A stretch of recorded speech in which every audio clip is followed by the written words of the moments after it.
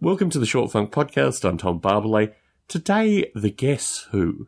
I've been listening to The Guess Who for about a week now. It seems to fit in with certain mindsets that I have at work.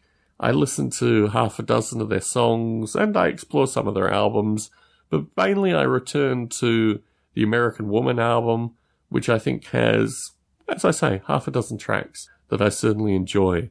One of their lesser-known tracks is a song called 815, and I reflect very heavily that there are a series of 3 digits relating to a wide variety of things, probably most famously cannabis use in general, the numbers 420, which come from San Rafael, if I recall correctly.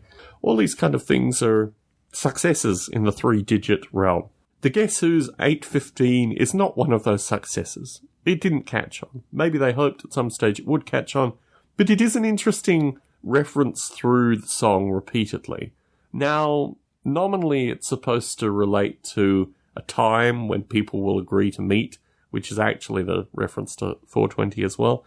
But what I find curious is they set out the kinds of people that should be interested at meeting at 8:15. And they tend to be, I guess, what would have been enlightened people back in the late 70s.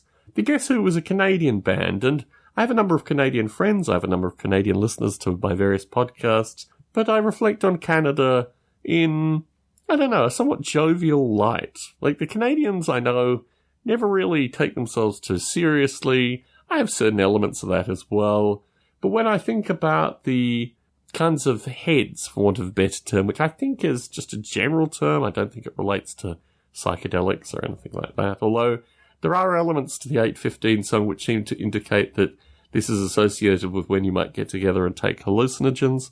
But in general, I just reflect on this being a song associated with 3 digits referring to a time that never really caught on. And from my perspective, that seems to jive with a lot of ideas that I've had that have never really caught on.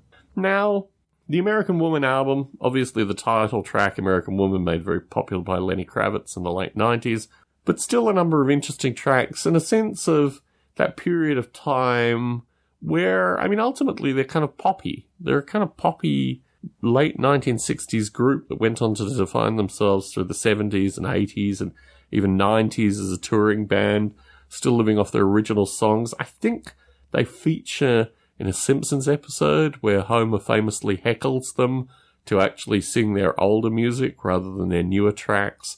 And I think that's them poking fun at themselves in where they were at that particular time. I've never really gotten into the Guess Who previously. I mean, their song associated with time was one that I've reflected, No Time, and the general ideas behind that. I thought it was actually a more modern song. I didn't realise that was from 1969. And in that context, I now have a greater appreciation for the song. But honestly, it's songs like When Friends Fall Out or Proper Stranger. I mean, these are songs that I think have considerably more meat. And certainly, in terms of my appreciation for the Guess Who, these are the songs that I return to. Tom Barbalet in San Jose, signing out.